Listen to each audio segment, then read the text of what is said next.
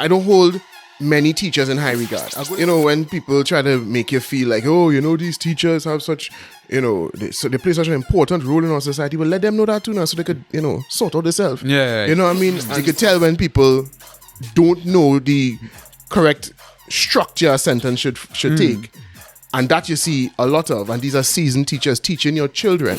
Hey, you're going again, 4%? Is that they take the 4%? And if you don't like the 4%, leave you up. Because the profession of teaching is a noble one. But like almost anything else, it could get corrupted and it could find a lot of people involved in it that don't belong there. And yeah, boy. Welcome back. It's the Alternative Perspectives podcast, the App 868. And I am Naldo. Jude. Yeah, and we're on the inside again, another week. Bang, bang. We here. This was a kind of full news cycle, I would say. There's a lot of news, a lot of things took place within the last few days because we were here just the other day, you know. But within the last few days, a lot of things to cover, so we jumping into it quick. You remember, subscribe on all the podcasting platforms and on YouTube as well. I find let's slow down since the giveaway. Let's slow down. Yeah, one more AirPods. Yeah, boy. Let's slow down on the subscribing on the YouTube, boy. What's this, boy? And you know, the YouTube overlords might be fighting me too. You know. Yeah, boy. That's the next thing too. You understand? You know, we kind of wild with the things we say. They teaching me.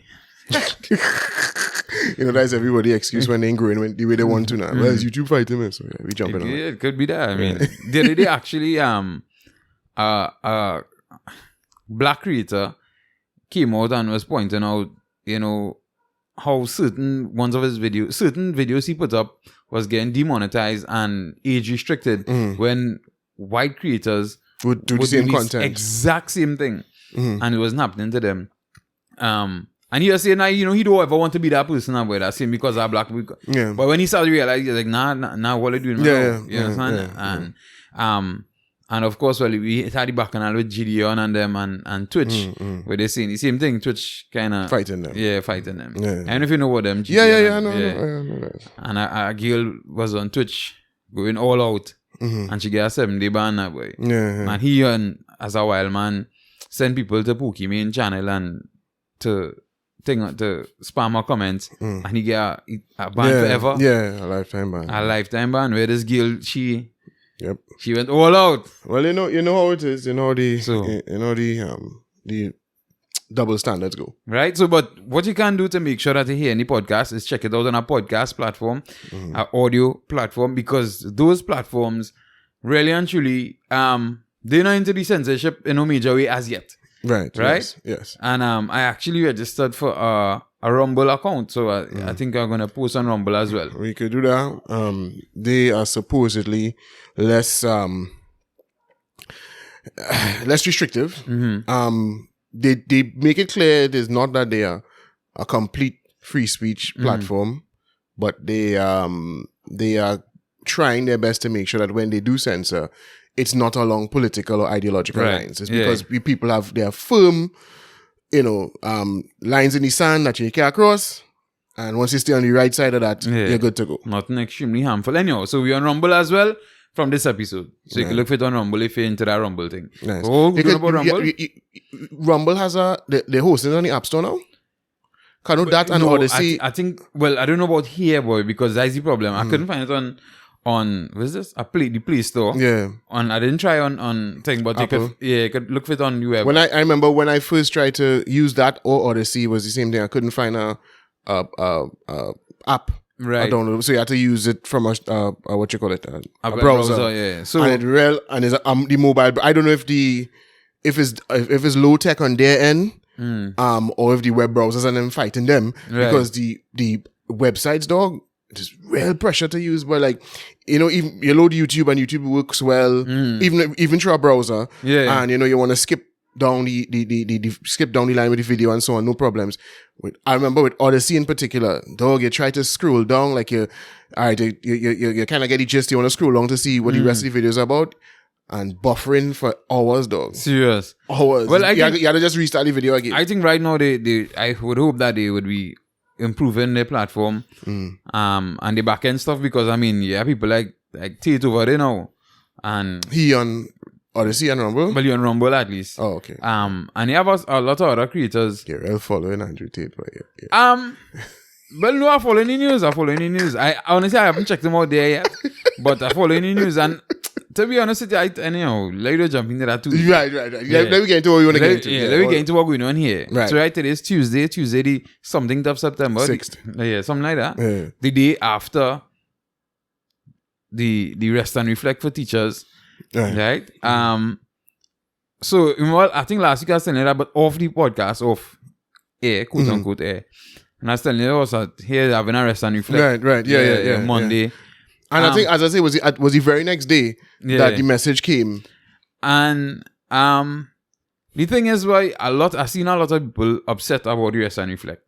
A lot of regular people, obviously. I think the teachers probably enjoyed the reflection and the rest time. But how you feel about that way? First day of school, first day after? Listen, I mean, I don't hold I don't hold many teachers in high regard. I'm going to say I don't hold the profession of teaching, right? But that will be I'll be misspeaking there because the profession of teaching is a noble one. But like almost anything else, it could get corrupted and it could find a lot of people involved in it that don't belong there. And I think teaching is one of those professions where we are flooded with a number of people who should not be there. And it reflects in the quality of the work and the work ethic and so on. So I don't hold teachers in very high regard generally, right? So I expect teachers to do shit like stay home for not stay home, but have a vacation for 2 months and then come to school on the first day of school and then not do any work. Right. Which is what happens. You know that since we go into school, you have had 2 months of holidays.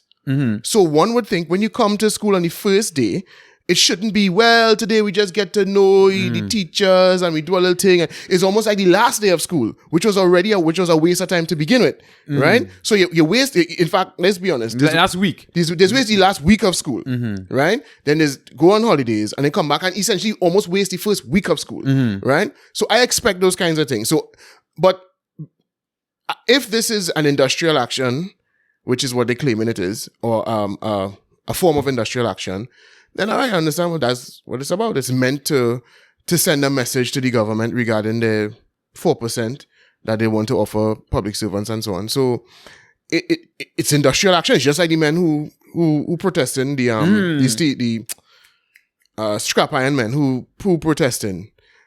What I like it or how I feel about it is they feel they have to do that to get their point across. And what I kept telling people is the first day of school is never ever productive anyway. You understand? Yeah, but then so the second day will just end up be the first day. Yeah. Well, okay, true, but the first week just essentially be a wash anyway. So, but the thing about it is, I mean, I think if you have a private school and but when you're taking my money, yeah, but what I'm saying is they didn't do it. Okay, in theory, it wasn't done. It wasn't just, teachers say they wanted an extra day of vacation. Right? It was meant to, it is part of a strategy to negotiate for better salaries, which they're entitled to do. Right? So. But which one? Well, both, I know both they're entitled to do, but anyway, yeah. They're entitled to take industrial action, right? Right, yeah. And so this isn't, so in other words, the taxpayer money thing is neither here nor there because what they're doing is something that they're entitled to do. It wasn't teachers taking a privilege or seeking a privilege that they didn't have and on your dime, right? They had the right to do it, so it is what it is. And like I say, the first day of school is a wash anyway, so what difference it make? All right, so here's my thing. My thing is they hemming and hoeing, but it'd be teachers, public servants, they hemming and hoeing for more money and whatever, right? And I mean, I think you could ask for more money. But I also think if it is you're not getting any more money, then one guy next walk. If it seemed like but okay, but there are things, there are means that are afforded to them or that they are allowed to access to negotiate. And all they do is doing that. They just pulling the levers. Yeah, but okay, by now, like, we get government tell them it's 4% again, they take it 4%, if they do like nothing, no pen to paper going to go. No pen going to paper. So then the government is at fault too then. Well, right, the process has begun. The process of negotiation has begun. Has begun, sorry. Listen, shut up. You're getting 4%. And I'm not saying that is what all they deserve, you know. Mm-hmm. But I say, you see this bullshit with who want to protest and who want to and hey, you're going to get 4%. Is that they take the 4%? Well, I'm matter of fact, you'll take it, right? And if you don't like the 4%, leave the work. Or they could take industrial action. Right? Mm-hmm. And then we start to fire people and get more people. I could go and teach, you know. I would definitely like to get a steady salary. I would definitely like, you know, to get a job letter that I could carry to... Is you the union people want to pick off with the snipers? Well... Ones like all these want to come, I go take the work for the small money. Well, boy... Use one of them. Well, I can't call you a scab, because to be a scab, it had to be one of the teachers. Right, but boy... Is that really small money? I mean...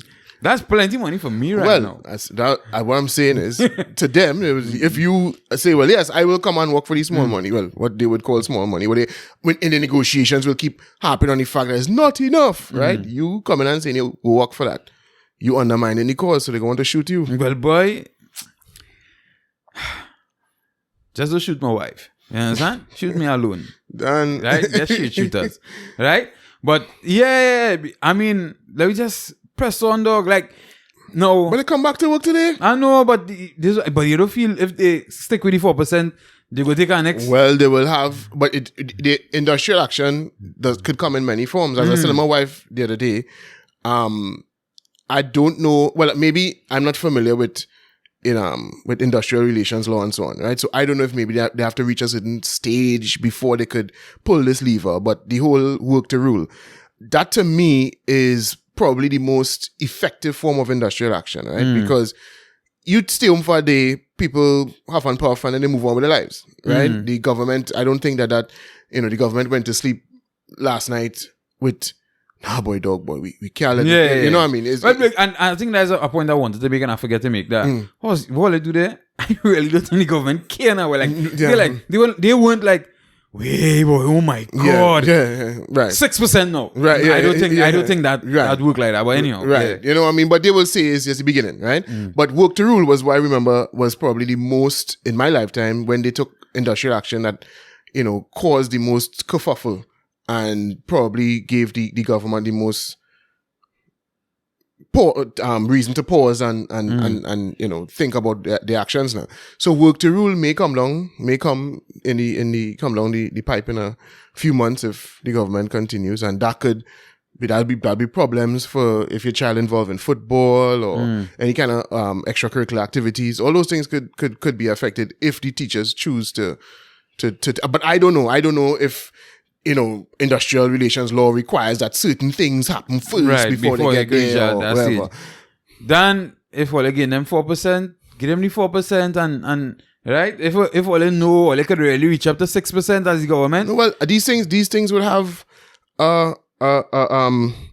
a set path that they have to take. Yeah, no, let me get all that shit. If you know you could reach 6%, dog, give them the 6%. Right? If you know you could get them 4, tell them, you're getting 4, we ain't talking no more. This is it, done. Right? Who vex? Lost. And let me just press on with life now, dog. Right? Well, I think that'll be the beginning of the mayhem. Well, boy, we go fight that. Because how you go? If half the teaching service decide to engage in some serious industrial action and, go on strike in response to what they would consider inhumane offers being made by the government, right? And they are not just a one day rest and reflect. They stop, go to school, right? To say, hey, you all don't appreciate we? Well, let me show you. Or they go to work to rule. Or, the police say, oh, okay, 4% and ranking thing. All right. Well, but they go protect we less. Well, I mean, I think as much as we might be unkind to the police and justifiably so. I think if they stop going to work, you will see the difference. You will see the difference. I will see the difference. That's what I'm saying. So the government taking that kind of attitude that you want to push there. The government outnumbered. They outnumbered. No, listen. I understand. I know, but as I say. all them make up all your mind in the government. If you feel you could reach 6, or you feel you could reach wherever. No, but then the problem is if they go to 6 too quickly, then they'll say, well, then because not remember the first time we talk about this, I was talking about look at the gap between what them offering and what them want. So if they go to 6 or 8 one time to just quell the negotiations, well, if they're going to come with 6 or 8 one time, well, they go come to 10 or they go come to 12, and then they go to it will just start the ball rolling again. Well, here we're going on. I think Dr. Rowley need to talk to the people, talk about the people and to the people who don't want to take the low percentages, like how we used to talk about anti-vaxxers. Well, I wouldn't be surprised if he does, Right? I wouldn't be surprised if he does. Yeah, that's what you need to do. And then, but he will couch his words carefully. He would try to stick away from the individuals and probably talk about the labor leaders. Right. Yeah. And let's sort it out now, man. Oh God, but listen, because when you're struggling to make a dust out here, brethren. And as I say, you're struggling to make a dust. And you see all they're playing with all the food here. Because right now, all they're playing with all the food, you know. All they're playing with all the food, like real dog. They ain't gonna lose their work, so they ain't playing with the food. The food set. The food set. But they're gonna never get no less than what they're getting now. And they ain't gonna lose their work. So they ain't playing with the food. What's the average salary right now? They're coursing. For a teacher, 8,000-9,000? Well, I think a teacher one to start at 10,500 to 11. The one is the lowest one? Well, I think there's the one with a degree. That's when and I think primary school teachers, I think they still have teachers in the primary school system who do have a degree in education or something like that, and they might start at maybe 9 or something. But I know when I was interested in going down that road, the teacher one salary was between, I think 10,500 was the starting salary. But and then I think it goes if you have a DPED, a diploma in education, you might get extra 1,000 or something like that. See, I'm talking about boy. All you know what people going through out here, boy? Is it that all disconnected from the ground, boy? And let's be real, not many of these people. No, it's not that they're disconnected from the ground. They don't care. They want more money. This has been set out as the means through which you extract more money from the government. So they're just going down that road. That's what the union set up to do. So listen, you feel teachers waking up every day saying, oh God, boy, dog, boy. Well, I mean, now that the cost of living getting ridiculous, some of them might, really be seeing some pressure, but they're not hand them out. But if they can get more money, they'll take more money. And if tutor is willing to negotiate or pressure to get more money, they'll pressure to get more money. And well, I guess you can end up like Petrotrin. Because in Petrotrin, protest to get more money, and then it's like, hey, we can't afford to keep this open. Yeah, so they could never end up like that. Yeah, exactly. And they can't downsize schools. They can't say, well, boy, you know what? We can't close down schools, but let you close down some of them schools in this area, and it doesn't matter. You can't do that. So, they are the public, the essential workers. They know their power because they're essential. They can, you can't do without them. So, well, at least we feel we can't do without them. So I just learn anthology, not that he have anything to do with teachers and them, but I just all the union leaders know that. Remember when TCL was striking? You remember that clearly. Yeah, yes, I was one of the people who went and work. I went, They pulled me from the outside and they hired me to work. Shoot him, right? Me, So not me. If all any teachers was right, but you see, they can't do that. The Canada teaching standards it's different. I think I would teach better than a lot of the teachers. Well, but that's not whether you think so or not. Is the qualifications? Give me a test. We'll do a test. We'll do something. I mean, well, they will say they get a test already. They'll want to see a qualification. That test exists, right? And they'll want to see those qualifications. In dire times, you gotta take dire measures. I mean, if things hard, you give them a quick written. English test, or if you want to do English and math, or but they will ask for standardized tests. These tests exist already. Right. They don't need to do no special tests for all because we have standardized tests already. So you would have done those standardized tests. So they would say, right. show me those things. Well, all right, I can show you some things. Now, it may show you a degree in teaching. For education, I mean. In education, right? But or early childhood care, I mean, our children and they get big. So teaching little children is a different thing. I don't feel like I teach little children. I feel like I teach probably. I did feel like I teach in a secondary school. Serious? I feel like I teach, especially a vocational subject. You could probably teach a vocational, but teaching little children properly. I mean, as I always tell you, just because you could do better than shittongs in the work, don't mean you should be doing the work. Right, yeah. So there are plenty shittong teachers around that I know and you know that both of we could teach better than, right? But that wouldn't mean I would still be doing a real disservice to them little children if I was to go. But it might be less about the service than the people who there now. Yes, it might be less about the service, but me particularly, because I have no patience. So I might be more, because of how quick I would be to anger, I would be probably doing a bigger disservice. But in terms, when you have teachers who are seasoned teachers, years in the profession, and they're sending home your child's book with things like everything correct. Mm-hmm. Correct. Not correct. Not correct. Yeah, everything correct. Like the parquet? No, C. Oh. Everything, they just stop at the C? Just stop at the C. Okay. Yeah, and the first time I thought it was a typo, but then it happened again. And the star goes right next to the word correct. Okay. So I know you didn't, you stopped. Because when your wife forwarded me the message this morning too, I saw a little misspelling the message too. Well, I mean, you could get away with that, maybe because WhatsApp and is, type, it's easy to get, for predictive text to do some sharpness, right? Grammatical errors, though, are different. You could tell when people don't know the correct structure a sentence should take. And that you see a lot of. And these are seasoned teachers teaching your children. I'm talking about my twins here. Yeah. The young ones. They had to go through that with teachers who couldn't spell, who were, I took pictures of the tests that they were sending during the online schooling. Right, yeah. They're testing the children's grammar. And their grammar off. You know what I'm saying? So those things really do. That's what has pissed me off when these people asking for more money and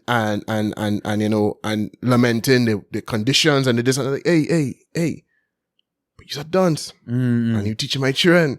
That's frightening. No, okay, sorry. I shouldn't say a dunce, right? But you're clearly dunce. you're clearly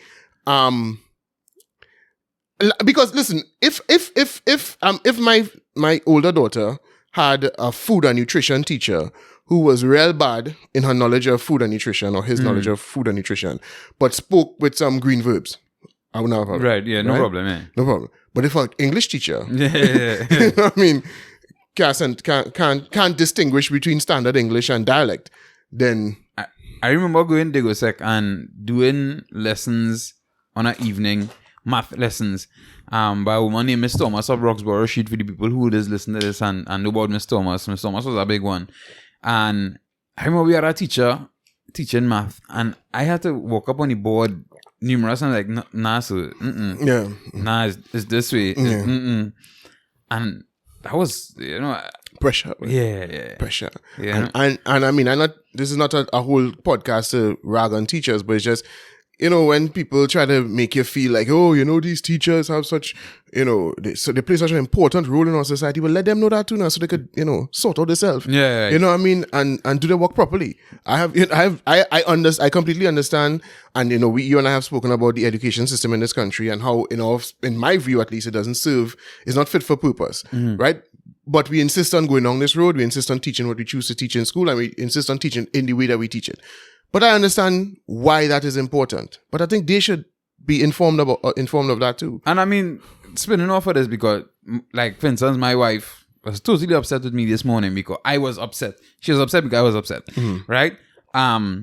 Because when we reached by the school this morning and realized, you remember I was telling you last week, there was no communication, right? Telling us what to look forward to this week.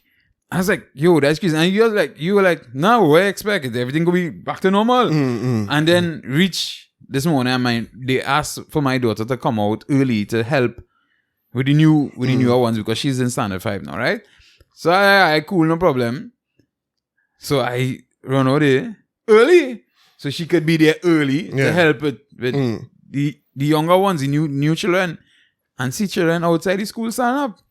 Because the 7:30 thing still there. Still in place. Right? Okay, next thing I see is because I see some children with the temperature card and the screening form, and we didn't work with no screening form and no temperature card because as far as you concerned, all right. So I didn't jump here for no mask, but she said, nah, she picking up her mask. Now, she went to school during the vacation because, as I say, she's in standard 5 now, and none of them things really existed, right?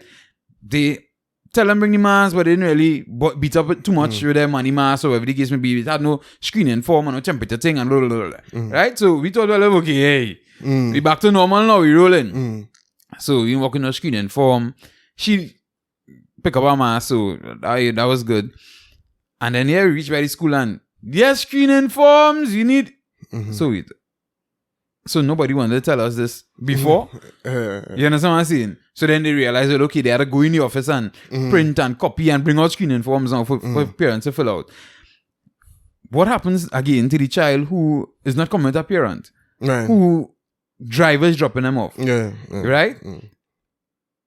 We had that problem. We have then, well, it had the mass situation. Then we had the time situation still, this 7:30 thing. So is it that you're using this now as the standard? No, remember the bacchanal, we ain't babysitters, they send a child to school early. And my thing is, okay, listen, if you want, you say the teachers ain't no babysitters, then okay, well, let's come up with an idea in that if you need to drop your child to school early, you could put $10 a month or $20 a month and it pool together and it could pay somebody a little $2,500 a month just to stay with the children between 7 and 8 or wherever the case may be, right?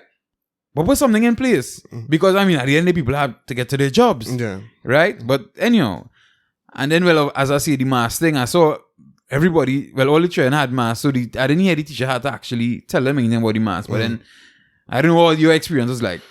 Well, we were running late, so what happened was my wife jumped out with the twins and I went to drop my daughter, my bigger daughter, to school on the route. Right. So they would have walked in, right? The lucky I wasn't there when they were starting this, right? The school that is lucky that I wasn't there when they were being dropped off because, well, they without no mask. So my wife said that on her way to the gate, about 1 million people asked for the mask. And she keeps saying, they don't want a mask. Right? So, unlike you, we got a message about the screening form thing, right? So, we went with that already. But when they went into the school, they handed them masks individually, right? Okay. But my wife said that when she left, she was looking to talk to them. They just run inside to talk to their friends. Right. But they just had the masks in their hand, right? When I was approaching the school, I realized all the children I could see were wearing masks. And well, the corner I turned off was on the one right before the school, so you could look back and see, right? And I was telling my wife as well that last week I was in Grandy and I passed by 2 schools that apparently had the orientations. Northeastern and the Kwaiko Secondary. Right. And everyone I saw exiting, teachers, students, and the parents were wearing masks. And I was asking my wife, I said, I wonder, wait, like some schools, despite what the ministry said, like the schools are imposing a mandate of some sort because, I mean, the thing is, you're not seeing anybody without it, right? And not one soul is coming out. And out in the world, in the public, you see some people with it. Sometimes you go places and see most people with it. Sometimes you go places and see most people without. But it's never nobody, everybody masked up, right? So I was like, what going on here? But then I say, well, if they had a mask mandate in place, they would send a message. Just like they send with the screening form. They would say, despite whatever the ministry say, that is being demanded. But when my wife dropped them off and she say, well, no, they don't want a mask. She asked, so the mask is mandated. Well, we strongly advising it. And if they go in school, they'll be the only children without the mask. She's like, okay. So is that a fashion statement now? Like, and they wouldn't be in... That is what they're trying to do. They're trying to bully you into submission now. So, I trip off. But again, my wife went to pick up. And come to think of it, I should have gone. But I actually had something to do. So that's why... But I could have put it off, but I should have gone. So she said when she went back, she'll talk to the principal because she couldn't... You can't deal with the principal in the morning with that in that chaos. So when she went now, because I kept saying to her, listen, if they're not allowing the children into the school or they want to put them out of class because they don't have masks, let them put it in writing that that's what they're doing, and I'm fine with that. And then we'll take it up from there. Because as far as I'm aware, if the ministry says it's necessary but not mandated, right, that is something that is clear to me. So when she spoke to the principal told her essentially the same thing the person said in the morning. They're strongly advising it, and especially when they're indoors and this and that. And my wife asked, just now. So if they refuse to wear it, what will happen? Well, nothing will happen. They can't put them out the school. They won't be put out of the school. But, the teachers are strongly advising. She's going back with our language now. So what essentially they're trying to do is bully you into submission, trying to make you, well, listen, if we make everybody wear it, then anybody not wearing it would feel like a weirdo. It would feel funny, yeah. Right? And especially, little children would be very easy to intimidate like that. Not me when I was small, but normal little children would be very easy to intimidate. So when they came home, I spoke to them. I said, hey, what went on? Did you have to wear the mask in class? Simba tell me he pulled it down when he was in class, but in a way that the teacher couldn't see, right? My daughter said, no, she just kept it on, right? I said, hear this. Tomorrow, I want you to make it very clear to them that the masks are no longer mandated. And your parents have told you don't need to wear them. And if they have any issues, contact my parents. Contact my father. Not my parents. My father. Call my father. Yeah, that's not. Just going to tell me. Kevin had special day. What is that? when the mother tell me to go and tell the teacher whatever, and he can't say the teacher. No, I don't really watch Kevin Hart stand up. Yeah. You know what but no. Call your father. Yeah. Let him. So we'll see what will happen tomorrow. But I don't understand what my older daughter, however, she said had no issues. I watched her walk into the school without a mask. She passed teachers, and I was able to drive into the school. Right. And she passed teachers on her way to class. Nobody said anything to her. When I saw her this afternoon, I said, so what was the scenario? She said, well, yeah, that's some children with masks on, some without. She said one teacher mentioned it. Like they come in and say, so wearing the mask again now? And one of them said, well, Uncle Keith said we don't have to wear it again, so we had to wear it again. But COVID's still around, Okay. All right. And then she just went on teaching her class. So because that would be the next thing they will use to protest. Yeah. They will want to say that they're creating an unsafe environment. Yeah. And blah. But if they lodge that argument, then everybody else then the mandates have to be written because everybody's being placed in an unsafe environment. If you walking into, because the reason why the mandate was in place before was that the government wasn't leaving it up to you. But all of the policies have been, rolled back now because according to the government, not me, not my opinion. Now it's up to you and your personal risk tolerance. It's up to you and your personal risk tolerance. So you can walk with your well-fitting N95 and your face shield. And you're going on. If you have, we just saying, to have 30 children in a class and 15 of them are not wearing masks and you feel unsafe, what I suggest is you get 15 masks and put it on the cover for them 15 children who don't have. It's simple. It's simple. And they have the masks because they're giving them out of the school. Right. So you could just go and ask, hey, you see all the children who walk in and you hand them masks? Or you can just ask the children. Yeah. But that's what she keeps saying. When they come, because my wife told her, they don't have any masks. We don't wear no masks. We're not on that. So what they gonna do? Well, we have disposable masks here every day. They could abuse that. They will be. So just like today, when they didn't have a mask, they will hand it a mask. Right. So the teacher could take, I guess she could take all 15 of them from them. Yeah. I just my quick suggestion for the teachers, as I'll say it again, if you're uncomfortable in a classroom, let's just say you have 30 children in the class and 15 of them not wearing masks, you take 15 masks and you put it on. And you protect yourself. Yeah. Your safety and your health is your interest. Concern, concern. Yeah, that's your concern. Yeah. So you take the 15 masks and you put it on and protect yourself. Because I don't know if you're aware, but you have always been able to contract airborne viruses, respiratory illnesses from other people that had the potential to kill you. That was always the case. Always the case. Now you will argue that this particular virus has a higher death rate. Well, no, we're not so sure about that. Right, no, we don't know if we're dealing with something that is, infinitely more dangerous than the flu that would pass through every year. But that's not the point. Because you are trying to say that as long as it's possible, as long as you still hear about people passing away due to this thing, then you feel you have a reason to be as fearful.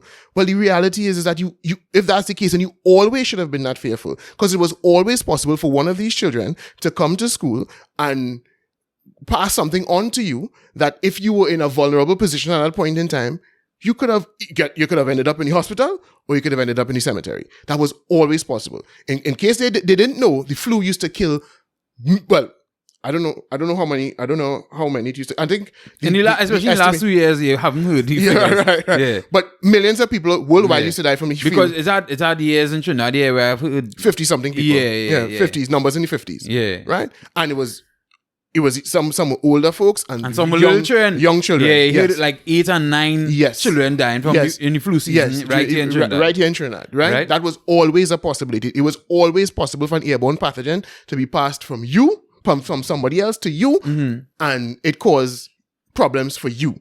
But what we generally lived with was, okay, we ask you if you're sick, stay home. You know what I'm saying? And we move on with life. And if we see you sneezing, coughing, we try to move away. That's what we dealt with it before. I mean, we take in temperatures. You know, we monitor any children. If they're sick, we take them out of the class. We send them back home, or whatever the case may be. Anyhow, so pop now and mass selling cheap now. Mass selling cheap. All buy a box. So use a box a day. I suspect I would have to go into the school. Because I don't think they want the two of them being the only two running around without it, right? Because it wouldn't be long until other people say, well, so why put it on for? Right? You know what I mean? So, and from what I understand, they're trying, both my wife and my children have kind of expressed to me that the teacher they have is one of them, you know. Right. Yes, one of those. So I suspect there'll be a great deal of pushback. And I don't mind, they could be put in another class, you know, bro. They could be put in another class. If she's not comfortable dealing with them, that's great, because she's sounding to me like somebody who's not just with this issue, but other things they told me about today. I don't think she's competent. Right? So it wouldn't be I wouldn't lose any sleep over knowing, well, she has to be placed, they have to be placed in another class. So we'll see how it will unfold. And I'll come back and report next week. Yeah, let me see how it goes. The thing is, my daughter's teacher, she ain't beating up too much. You know what I'm saying? She is one of the more informed teachers, I would say. Right? Yeah, she's one of the more informed teachers about like understanding virus, how it works, and that kind of thing. And yeah, but as you saying, Ronaldo, I don't think they're uninformed, you know. I don't think that it's an issue of all right, so this is a real funny thing, but anyhow, so I had a conversation with her, right? Who, the teacher? Yeah, the teacher. Right. And you know what she was saying is that they had a meeting, and they were teachers who were afraid for their lives and their safety. They're not. And that is why they say they want these things in place. They're not. No, I can't speak for each and every one of them, Naldo, but they're not. They're pretending that they are, but they're not. And that's what I keep telling you. If you are, like, over the weekend, we went out to dinner, my wife and I, right? And the the master come up, you know, and because we seeing people going into, we tried to go TGI, but then they didn't know water and all kind of craziness, right? So we're observing people going in and out, and the talk come up, right? I know she was saying, you know, they're really concerned about their safety. And I kept saying, no, if they were concerned about their safety, they wouldn't go to TGI. They wouldn't go. If you really thought that it was imperative that you do everything in your power to avoid catching this thing because it could really do a number on you. You could die. Right? You would take the chance to go and just eat in some expensive place for no reason. True. You understand what I'm saying? You would, and because at the end of the day, it have a takeout option. Exactly. And you could get delivery too, because you use one of these food dropping apps. Exactly. And you could get food from TJ and bring it home in your place. Exactly. When you fella drop it, tell him rest it on the step. Exactly. Or rest it outside, and you come and you spray it on with blindfold or whatever, and you do your thing. That's how somebody who's really, really afraid of this thing would operate. They wouldn't try to live some kind of halfway normal life and then pretend that because they're wearing this on the face before they walk in the restaurant and after they take their last bite and get up from the seat, then they're doing something. No, if you were deathly afraid of this thing, bro, you wouldn't do those things. You could going to work might be the only thing you have to do that. So you'll find some way to operate, but you're not going to be liming with your brother and your cousin and I don't know each one of these individuals personally, but I'm sure they are not living like hermits. Yeah. They're not in their house holed up, and it's only when only leaving the house when it's absolutely necessary. No, they're not. They're just pretending that they are, because like I keep saying, they keep feeling like if they engage in these rituals, they will appease the COVID gods, and the COVID gods will leave them alone, right? But they aren't. I'm telling you, someone who's really afraid for their life, dog. Yeah. For their life. You're not playing. And that's why I keep saying, all of the kind of people there are some people whose behavior I kind of sympathize with. The people who are, hypochondriacs. They're always afraid they'll catch something that'll kill them or something, right? And some people who justifiably have reason to fear, maybe they're immunocompromised or something like that. And those people, and that's why when I see them in the street and they have on 4 masks and a face shield or whatever, I don't judge them, because that could be your scenario, right? And you only coming out of the house because you had to get this and that. And you understand what I'm saying? But you can't tell me that you really, really afraid this thing, and you going online in the bar, or you're going online by your cousin, and but you feel the groceries the only place you'll get, so you're making sure masking up in the grocery. You ship it up. You understand what I'm saying? The FOC. Yeah. Exactly. Now, some of them will say they don't go and party. Okay, and I can't argue with that. Right. But I'm very, very certain these people aren't living their lives like hermits. They're not doing that. They're not limiting the interactions to, only essential interactions with people. They're not doing that. They're trying to live the normal, and then when they come to work now, all of a sudden, it's a problem. Because some people just love to make problems. Yeah, especially on the workplace. You understand? The workplace must always kind of acquiesce to their wants and their needs. Exactly. Nobody else or nowhere else. Yeah, exactly. How I mean, they see it here, especially in Trinidad. Trinidadians real spoiled with that. Yeah. They do all kind of shippiness everywhere, but when they come to, I'm not accepting this. No, it's unacceptable. You putting me in this condition. And not like mad people think. Yeah. But in real life or outside, they're accepting anything. Yeah. So I don't believe any of them are fearful for their lives. Teachers who would be, if older teachers, I could feel a little bit of sympathy for. And to be honest, if I was the government, I would look into giving some of them early retirement. Right? If older teachers, because they really have reason to be and I think fearful. I think there are a lot of young teachers looking for places to work. I know I knew of a few. I mean, I haven't spoken to them in a while.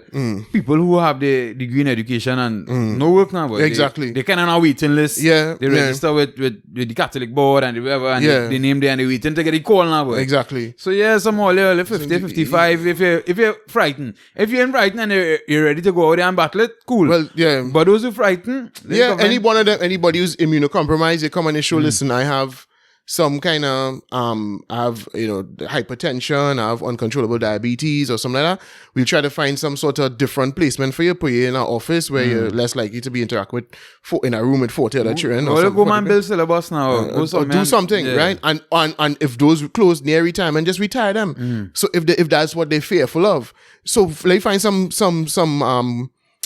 sensible solutions to this thing, but we can't be the only country in the world still demanding that these children so in the UK they are COVID you understand what I'm saying? How the teachers in the UK can manage to say, well, okay, well, I'll go to work, and operate. Or so you watch a Premier League game, bro, 80 something, well, not 80 something unless it's Wembley and you think about that much, but let me say 60 something on average, depending on the stadium, 1,000 people. You can't find a mask anywhere. It was, and that is not what it was like that. Right. It was like that. It was like that last year. Right? It was like that last year from the time the crowds were back in. But eventually, I think some of the crowd they had mask mandates in place, but people never used to follow them in the stadium. But you used to see some referees wearing them. Now nobody's wearing it. None. You know what I'm saying? And people are dying from COVID. But people are dying from COVID everywhere, right? Because it is what it is. That is what the disease does. We don't know. I think if the government did a little bit more to explain the circumstance of those who are passing away, due to this thing. It might help, but they don't want to, because if they give too much information, I feel people would not be fearful anymore, and they kind of want you to be fearful so you could stay in line. But it is. I am sick, and the reason why I'm telling my wife I want to not die on this hill, but I fight in it, because people go say, but you're a cunt boy, dog, but you go and fight it, you and tell the train to defy the rules. But no, that's not the, first of all, that's not the rule. That's not the rule. If the government wants to place the mask mandate back in, then do it. Right. Yes, it was something I was thinking about as I see when my wife was upset this morning, because you know how thing is, Horse, why you just always have to get vexed for these things now? Why you always have to, I wouldn't say get vexed, but why, she's saying, why you say let these things bother you? Yeah, why is that let these things bother you? And I mean, I didn't bother to say anything, but my thing is, because the more we brush off things, it's the worst things continue to get. It will get, yes. And then you're bothered by when certain things inconvenience, by something else. Like, when it hit the fan, if you had a population that is pushed back, then things wouldn't get that far. It wouldn't reach that far. Right? And that's the problem with Trinidad. I think a lot of things end up the place it is now because they know the population really push back now, boy. And then they end up getting bad. And then, oh God, they can't get nothing right here. And they can't do nothing right. And that's because nobody is pushing back for all them years. So now we end up just... Everybody just want to get along to move on. Right? They just want to... That's the term I was looking for. But, they just want to acquiesce so that things could be easy. Nah, I'm not doing that. Because my thing is, so when the mask go done, when the mask in the school go done, when COVID disappears, when is that? Well, when is that? You have some sort of inside knowledge about the virus that I don't have, because from all indications, it ain't going away, right? It is approaching, if not already having approached endemicity. So what are we doing here? Until nobody dead, nobody's dying from it. But the thing is, nobody died. It had to be nobody dying for a while, because there are some days where we get zero deaths. Right. So until COVID kills no one, and we know that for sure. That over a period of time. It had to be a period of time now. Well, in other words, you have to be convinced that COVID is not a killer. Right. Which I don't know how we're gonna get there, because with vaccines for the flu, people still die every single year. Right. Vaccinated people, still from the flu still die. Right. So. It is, I don't know what you're waiting for before we're going to just damn this down. And if you ask them, they'll keep, just a little, going on right now. What that means is, I go in by your feelings. You know what I mean? And you could wake up one morning and feel like, all right, COVID done. Or you could wake up and feel, no, boys, I hear somebody dead yesterday, so no, not today. No, we can't, we're not operating on feelings. These things are supposed to be in place for scientific and rational reasons to achieve clear outcomes, right? If the government has said it's no longer necessary to have a mandate, then it must feel that whatever objectives we were trying to achieve have been achieved already. So that's the only objective standard we could go by. So let me done that. Because my thing is, if not now, when? And what could be the reason next year? Well, boy, I think... It really could be interesting, and it would really, really be interesting, because I realize I have a certain type of people that we just can't get away from. Yes. But my thing is, I don't care if you're that kind of person. Be that kind of person over there. Don't try to be me, and don't try to be maturing, dog. I understand. Don't try to be maturing, because, dog, when the thing from the ministry came out that we didn't need any masks, I'm sure I was celebrating us. I'm sure I was celebrating and to go to school today, thinking, everything. And these clowns, they can't give you any identifiable reason, You understand? Because we're not even social distance in the classroom, bro. Yeah. So what are we doing? Nobody care what kind of mask you're using. You know what I mean? To have the trend. Because imagine them little trend. No mask can fit them properly. Big hole at the side. But it's just as long as you feel. Because that is what has begun. They start to feel comfortable seeing masks. And they feel uncomfortable seeing people's face. That's what it really is. And I think it's a degree of control too. I think that still have a part to play in it. True. For some of them. I say the point. Yeah. You know what I'm saying? Exactly. I'd rather justify it. And whether it works or not is not always important. Or whether or not you wear it properly is not important. I tell you. Yes. And the fact, because the thing is, for some people, the fact that you not wearing none, I feel like you You feel you bad. Yeah, you opposing me. Yeah. You understand what I'm saying? More than anything else. Yeah. Because it could be done by it could be done. Because you know much times was even when the mandate was there, you see people when down by the below the nose. Yeah, below the nose at the chin. And people ain't gonna tell them nothing. Some people might tell them, but if you don't know at all, then So use a rank, and we don't like rankers wrong here. So it's a real group thing kind of thing too. Yeah. So I mean, we're talking about them kind of people, right? We have them kind of people, and we have this kind of people here. Which we talking about the story. You're on your transitions, eh? Yeah, like you're on your segues, dog. We done mashing up some time here already. Right. But the letter in the Express with the bank ad, an attack on black women. The bank ad. Yeah, the bank ad. Yeah, the bank ad. Yes. An attack on black women. Yes, I probably might surprise some people and say that I agree with the author the letter.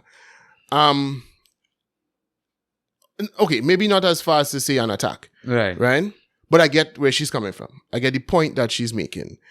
And the reason why I like these things to be pointed out is because I like to see people's hypocrisy. I like to see the static it has caused when people's hypocrisy kind of come to... Because if you ask those ad campaign... Those, because, we all know for quite some time, those ad agencies have insisted on using mixed race people because they think that's the best way of providing representation. Right? So they think they're being safe and pleasing everybody by making sure, well, we have Douglas people and, or two different races and you see it in American ads too. You're right. Right? You could, it's very rare to see a couple that isn't mixed race these days in an American ad. Right. And why are they doing that? Not because the ad agencies necessarily feel that they're appealing to a broader demographic by doing that, but it's because they are trying to appease people like who would write a letter like that. Right? So when they do that and those people still attack them, I just get happy. Right. Because my thing is you should never play them games in the first place. You should never be like, hey, listen, I didn't mean to offend. I did no. If when you point it out to me, I realize, oh yeah. I made it out there. Cool. I understand. Then I would address it. But half the time, these people they're so narcissistic that they feel you as an advertiser should cater to their every woman fancy. Because here's my thing in this, right? These diversity warriors and them. Oh, we should mention what it is, eh? By the way, we confused it. Okay, so there was a ad for which bank it was? Republic. I think it's Republic. Yeah, right. Where they showed us this fella growing up, kind of in the struggle, right? Yeah. I think it's a series of ads. I think it's an ad series. Yeah. And then eventually he got married, and the fella would say of African descent. Yeah. Right. And when he reached of age to choose a wife, he chose an East Indian girl. She East Indian? Well, does she look like? She looked like a light skin. I couldn't tell from the picture. She just I thought she might have actually been Caucasian. I couldn't tell from what I saw. I'm trying to find the ad itself. Okay. The article. Yeah. You find it? Yeah, I have it. Yeah. Right? I think so, if you read lower down, I think they say she's East Indian too. Right? And, some people think that is an attack because why would the black man go to marry the East Indian woman? I think, let me read a little bit from the letter. And the title is Bank Ad and Attack on Black Women. Republic Bank's Kern and Alana's love story advertisement is an attack on all black women. All, eh? Yeah. All. Not as wild. There's a diversity warrior, yeah. Most of us, no, not diversity warrior at all. She doesn't want diversity. She wants, let's black stick to black. Right, which is the opposite. Yeah. Most of us are already struggling to survive as single mothers. Or black men are often absent fathers in the home, which is the main cause of so many of our sons, brothers, and nephews being gunned down every day with their blood soiling the streets. Every day, 2 or 3 black men are murdered like dogs. There are a few black role models for our young sons in the home. And on top of that, you have your young black successful men leaving and making a new home with other women. The bank advertisement shows a fatherless young man living with his granny. He works hard making a backyard garden to eat food in the kitchen. He studies hard at university. He graduates. He buys a car. And after all that sacrifice and care with his grandmother, he gets a job and wants to settle. And who does he choose to marry?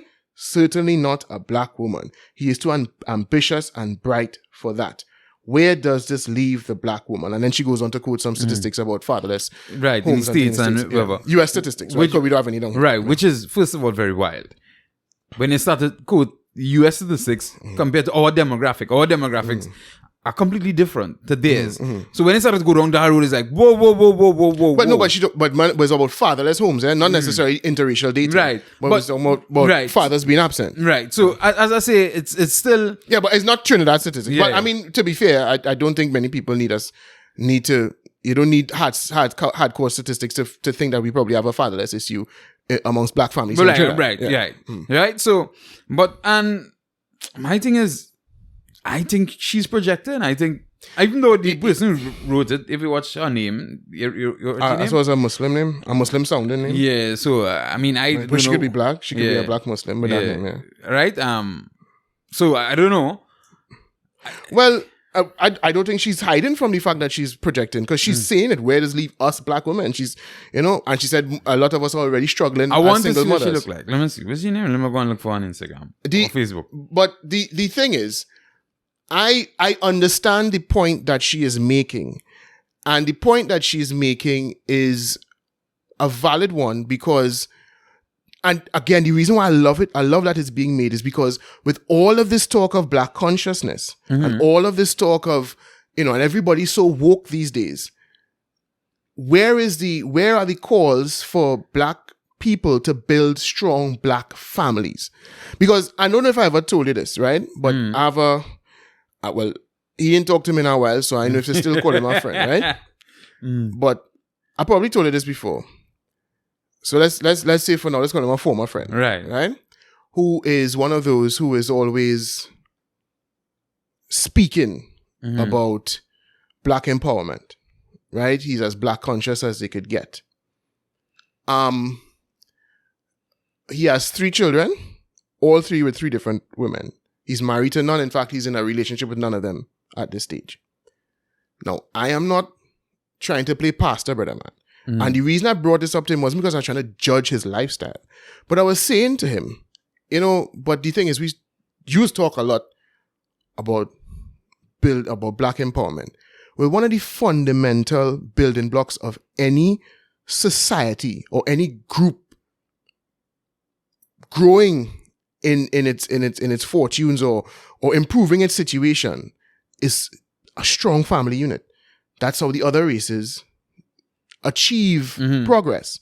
You look at how they live, and even black people, but black African people, when I say from the continent of Africa, they understand the fundamentals of how important the family unit is. You build strong families that builds strong communities, and then we could then build a strong nation. And if you want to call it a nation of Africans, right? You should know this, not you, but speaking to him, you should know this. But you ain't attempting to do that at all. You out here just flinging wild. Then a part of your responsibility, and then he think I get personal. And he start to feel, hey, so because you married thing, and you try. So he make it feel like I'm judging him because I happen to be married to be married. No, there's none of that. No. Listen, if you wasn't preaching all the black conscious thing, you could have a million children, a million different tribes. I mean business with that. But I'm just saying, and the thing is, okay, you could make one mistake, maybe you can make 3 times. It probably wasn't mistakes. He probably trying, So he trying to be Nick Cannon. And my thing is, how can you build a strong black family? How can you not do your part? Because that's the thing. We want everybody else to do something, but we don't want to do our part, right? Your part would be a major, me enforcing you. In fact, if you had said, having children, then okay, I could kind of understand that. But if you're going to be just pelting your seed while, you ain't contributing to the cause. Well, the thing is, Bridget, I mean, I don't know exactly who it is you're talking about, but if you happen to hear this, talk to these shoe men now, boy. Try to get them under one roof, dog. You understand? Right? Polygamy is an option, or polygyny in that situation is an option. Try and get them under all under one roof. And certain African cultures, don't frown on polygyny. So. And I mean, with inflation and things like that, 4 salaries better than 2. Right? Consider it. So the homeboy, as I say, he get vexed. But that is part of the issue. If we want to build a strong community of black people, it needs to be given strong black families. And why some of these people who shout the loudest about black consciousness seem to always want to dilute the blood. They always seem to want to do that. And I can't understand why. Like, so you can't find another African. No, I'm not playing judge and jury about who to love. But I'm just saying, I'm not the one running around talking about black consciousness. Right. You know what I'm saying? You are that one. So I would think if you are constantly telling me about how much the white person is a devil, but the one you find is an exception, you know what I mean? The one you find is not the devil, but the rest of them, all of them is devils. What's that about? What is that about? Why do we do that? And I like that this woman is calling people out on that and calling out the ad agencies, because the ad agencies always trying to pretend to that they adhere to particular values. I hear and but I do fully agree in this situation. I mean, if they were calling them out years ago, because you remember at a point in time where the only thing you could see in local ads was light-skinned Chinese people. Right? And which I was. No, but I'm sure she would have been saying that then too. But I mean, we don't know, right? Yeah, but, I mean, if you were with an Fatima or whatever, I'm pretty sure she would have been arguing about that then. Big respect to you if you, because it's not like people are always silent about that. People used to complain about that, right? And it's just something that always puzzled me as well, because everything in the ad would not be something that most Trinidadians could relate to now. Yeah. And I was like, how they paying them to do ads that people can relate to, like the shit, you know what I'm saying?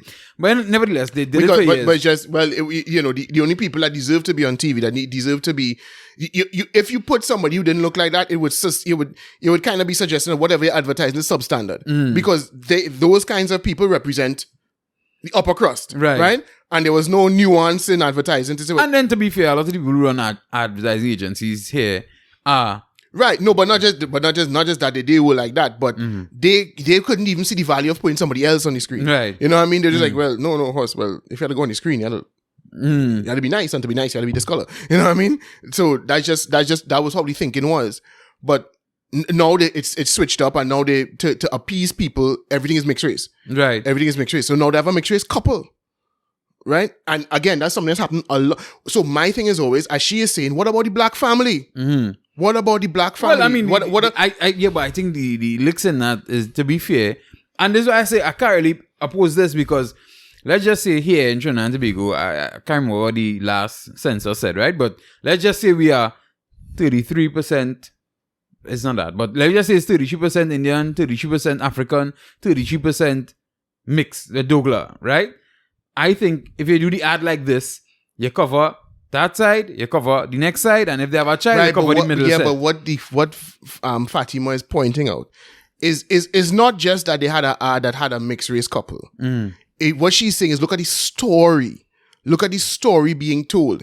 And when they were crafting the story, they would have been bearing in mind, hey, we're going to put a girl in this at some point in time, right?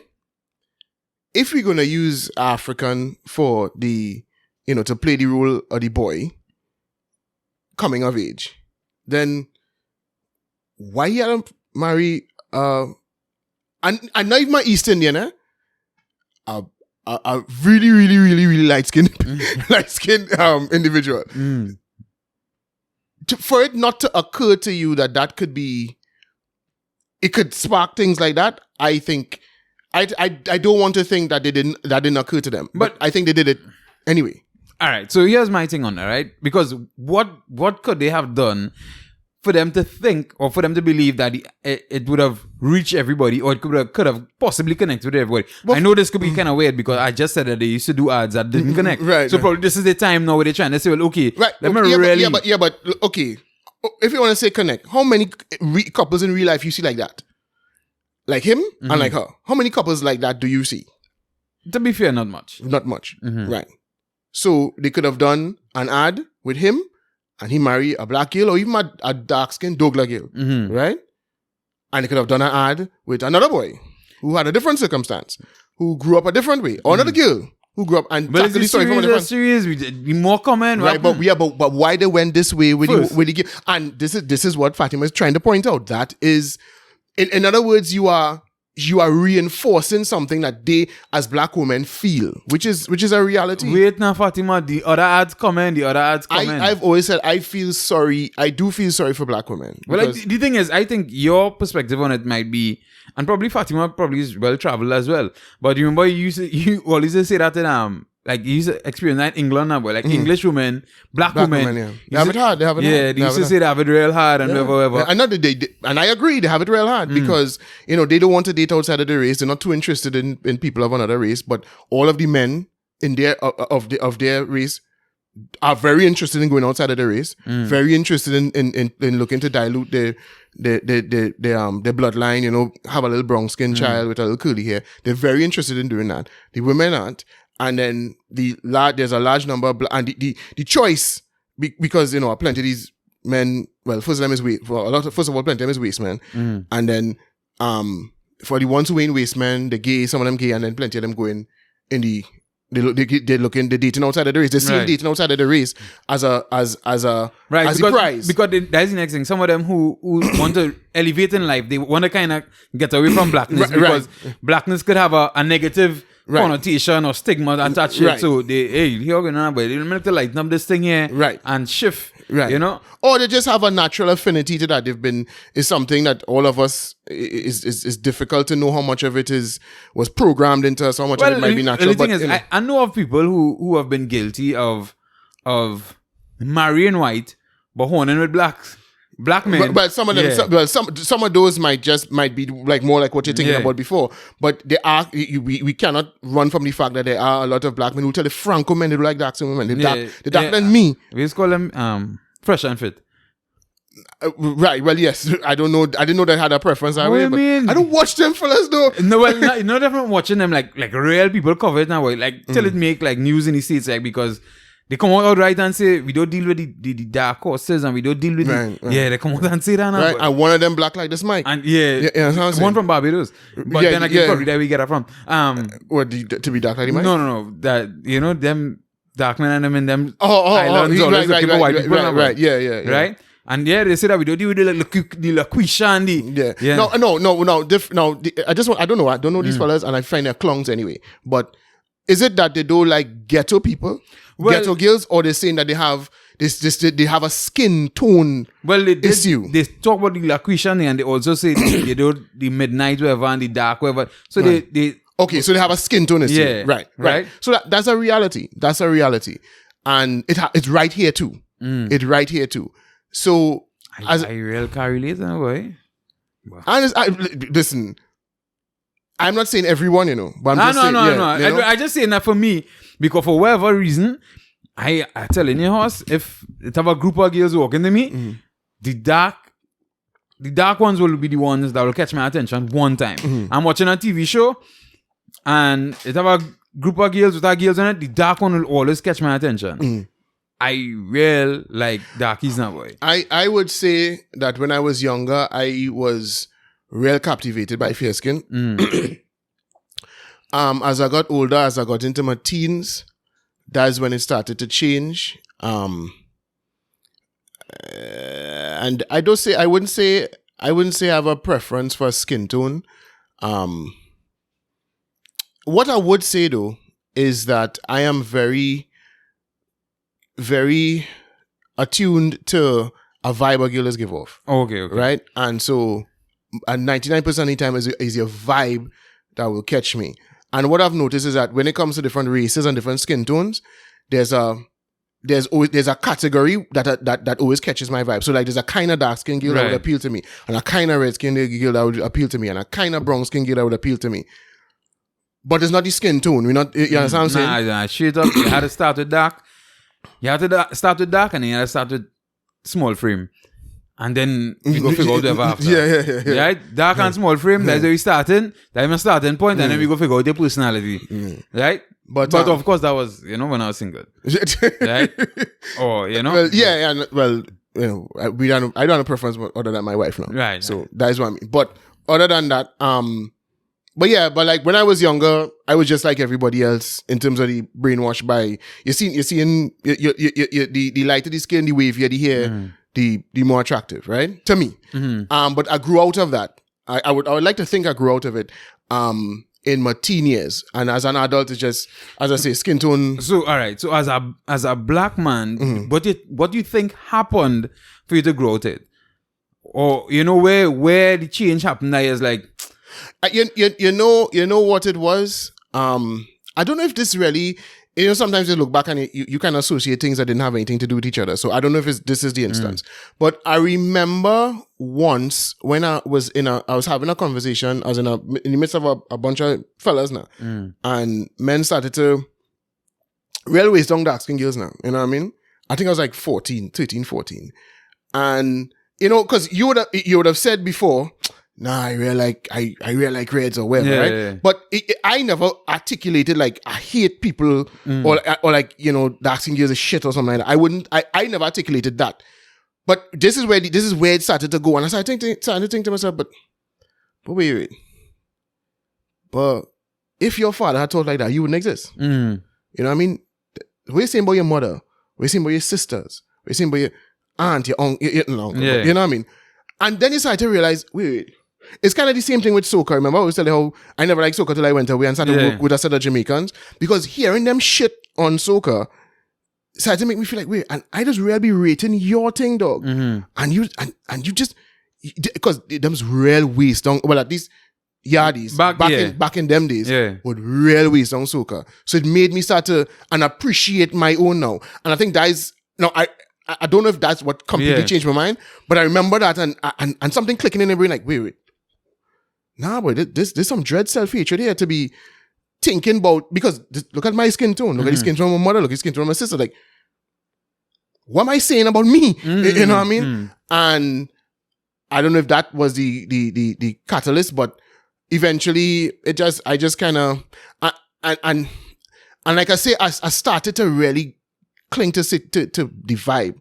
And I know it's something weird and hard to articulate, and I don't want to go into it to get too deep into, what it is, because then, who knows, you might get some messages or whatever. But it's, as I say, there's a certain aesthetic that appeals to me in all groups. Right. I would be real honest, and I would let me not say that. Let me not say that. Let me not say that. that one, they could do me like Andrew Tate. If I say that, they could pick that out, right, and say, yeah, see what he said there, right? So let me not do that. I don't want to get Andrew Tate. So it have this guy on TikTok, right? I would say he's a half a genius, probably quarter, but like he copied somebody from the States or somewhere else. What they did is make videos and then make the audio available for people to use, right? Right, yeah. So somebody's doing it in the States, and he decided, a guy from here, he decided to do that too now. And so he goes say, look at this darkie. You God, she beautiful. And then you go say, look at me as a sweet rasta. And girls would use that, right? And then when the man do the Indian dog, like Indian is the sweetest thing on the God. Right. All of a sudden, people get real mad at the man. God, the thing he does, he that, and I was like, but he doing that for everybody. Yeah, that's something. That's a blind spot a lot of black people have. I remember the first time. I was watching. We used to sit and watch South Park. Me and when I had a couple roommates. That's when I used to live in Belmont, right? And we used to sit and watch South Park, right? And then there was the episode when oh gosh, what was his name? Coon, where I think his Cartman was dressing up as a superhero called Coon, right? Or like a raccoon, but using the term Coon. And he was playing on black stereotypes now. I remember we sitting down there and I billing it laughing, and my partner get up and like, nah, dog. Who's that one? What do you mean? No, so man, Coon, and you find that cool? I said, so you're now getting offended? But Cartman known the whole shtick is him laughing at Kyle for being a Jew. He say all kind of thing about Jews. You know what I mean? He say all kind of thing about Jews. And you used to stand and laugh at that. And all of a sudden now, this is there's a step too far. What's wrong with you?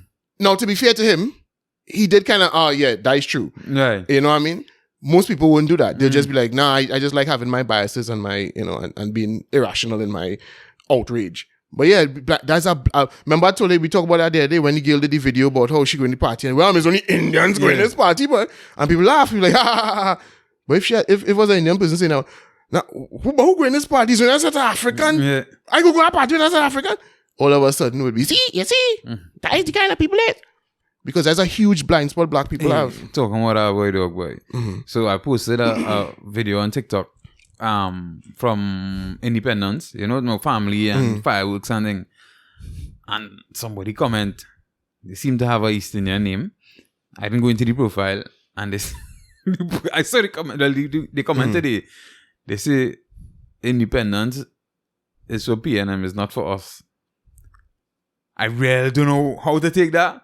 Like, what direction they're going. Like, I don't know. Wow. Yeah, like wow. Are you aligning us as UNC? Are you aligning us as...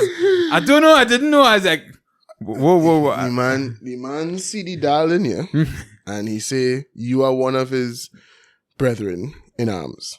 Right? Well, the thing is, my family with me too, and I mean... I might have a little more dal than them. Well, he's saying, well, hopefully, them mightn't be, but you usually lead of the household now, boy. So right. You put in that, you injecting the sense into the thing. I mean, that might be how you thinking. I don't know. I see that. Like, yeah, it's different. It's different out here. Wait. But you see, and ultimately, we can't deny that these things exist. We can't deny that the in-group thing, the tribal thing in us. But the only way to solve it is not to reverse it on other people. Yeah. It's to, when you see it in yourself and you could avoid it, stop it. Stop it. You know what I mean? Stop it. Because the thing, I mean, I made a joke saying I don't want them to find it and cut it up too. But it's also because, I mean, I don't need to say it. Right. I don't need to say it. There's an opinion a whole, but I don't need to say it. And because it could offend people, it might be a very small group, but it's a group nonetheless.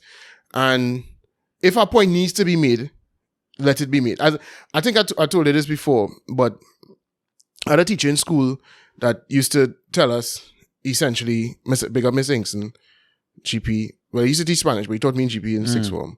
And he used to say, you must learn to know the difference between what you want to say and what needs to be said. Right. Right? And I have to learn that way. Yeah. It's not sometimes, I mean, he didn't go into all this explanation, but what I take from that is that it's not everything that comes to your head that even if it's true, it may not need to be said. It don't need to be said right now. It may not need to be said ever. If it's putting it out there, adding to the discussion, is it adding to the substance of what we're doing?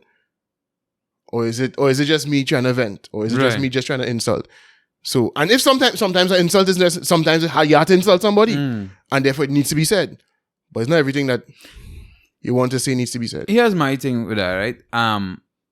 My intention is never to insult, especially now. Probably years ago, when I was a bit younger, obviously more immature, whatever the case may be, right? And I am always trying to lift the conversation, or always trying to, let me get a further than this, let me take it a notch up, But what I find now with a lot of people being so easily triggered or so easily offended that you can't really say nearly anything now, boy. Yeah, that's true. And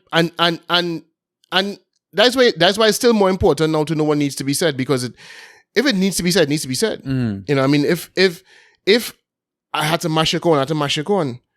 You know where I'm coming from? So, I mean, it's hard to know in any different situation, but my thing is, I always feel like, am I going against my core values if I keep this to myself? Right. Like if we're having this conversation and I'm always talking about being more transparent or being more this or being more that or being more the other, is me keeping this to myself betraying that? Then I'll say it. Right. If I hold my tongue and I go to sleep that night and say, nah boy, I shouldn't have done that. Yeah. That's something that needed to be said. But if I hold my tongue and I realize, I don't study that, it's because it didn't need to be said in the first place. It would have just caused an argument, and what it might have led to might be something bothering me now. But I didn't, and I move on with my life. So that is kind of how I just view it. I think I have that that battle on a regular basis, as you know, and as you always say, you know, I'm heavily into social media.